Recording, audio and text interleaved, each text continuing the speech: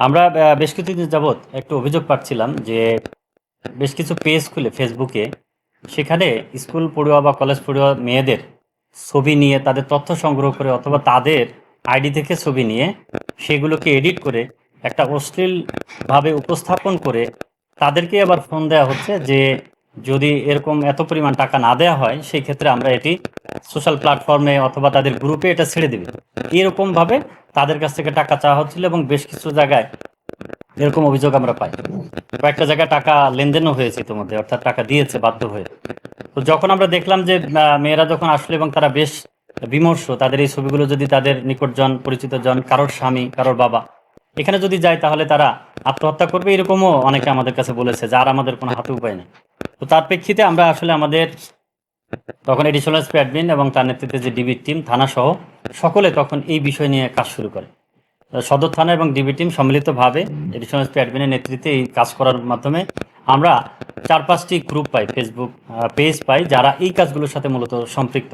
তার মধ্যে exposure and confession centre Pabna, the boss, the roast house, সত্যকথন ইসলাম এবং পাবনার অজানা তত্ত্ব, এই গ্রুপগুলোকে আমরা অ্যাক্টিভ দেখি যে তারা এই ধরনের কাজের সাথে সম্পৃক্ত। সেখান থেকে আমরা প্রযুক্তির সহযোগিতা নেই এবং অনেক বেশ প্রায় 5-7 দিন যাবৎ এটি নিয়ে কাজ করা হয়। আসলে কাজ করে আমরা 3টি গ্রুপকে শনাক্ত করতে সক্ষম হই এবং তাদের যারা অ্যাডমিনের দায়িত্ব ছিল এবং টাকা ট্রানজ্যাকশনের সাথে জড়িত ছিল তাদের মতো এরকম 4 জনকে আমরা ধরতে পারি।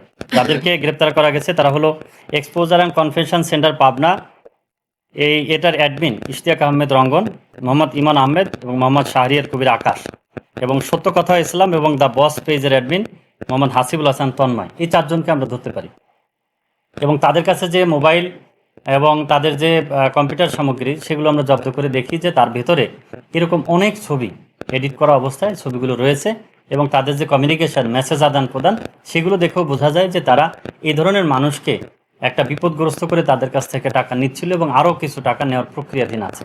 তো সেই প্রেক্ষিতে আমরা তাদেরকে গ্রেপ্তার করি এবং ইতিমধ্যেই আমাদের এখানে পর্নোগ্রাফি আইনে মামলা রুজু হয়েছে। আমরা আরও যারা এর সাথে সম্পৃক্ত তাদেরকেও আমরা খুঁজছি, তাদেরকেও আমরা আইনের আওতায় আনবো।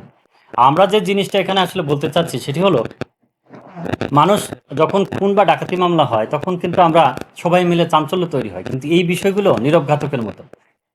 আমারই পার্শ্ববর্তীতে হয়তো আমার বোন, আমার স্ত্রী, আমার কোনো আত্মীয় স্বজন, নিকটাত্মীয়, তিনি হয়তো এরকম বিপদগ্রস্ত হয়েছেন যে কাউকে বলতেও পারছেন না, সইতেও পারছেন না, এমনকি আমাদের বলেছে যে আত্মহত্যা করবে, এরকমও আমরা শুনতে পেয়েছি তাদের কণ্ঠে।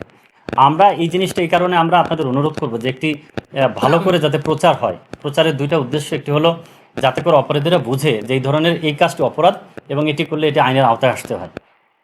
আর দ্বিতীয় যে বিষয়টি, যারা এখনো পর্যন্ত আমাদের কাছে আসেন নাই, বলেন নাই, কিন্তু এই ধরনের বিপদগ্রস্ত আছেন, তারা যেন আমাদের প্রতি আস্থাশীল হয়ে আমাদের কাছে আসেন এবং আমাদেরকে বলেন।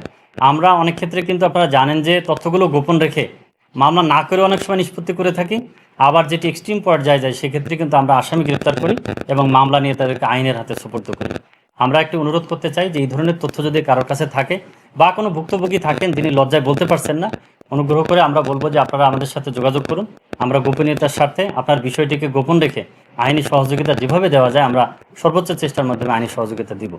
এটি হলো আমাদের বক্তব্য। আমরা চাই যে আপনাদের মাধ্যমে এই সচেতনতা বোর্ডটি তৈরি হোক এবং সকলে জানুক যে তারা এই আইনি সেবা পাবে এবং আসামি যারা তারা আইনের আওতায় আসবে। এটি আমাদের মূল মেসেজ। তো আপনারা কষ্ট করে আমাদের মাঝে এসেছেন, আপনাদের প্রতি কৃতজ্ঞতা এবং ধন্যবাদ জানাচ্ছি। ধন্যবাদ সকলকে।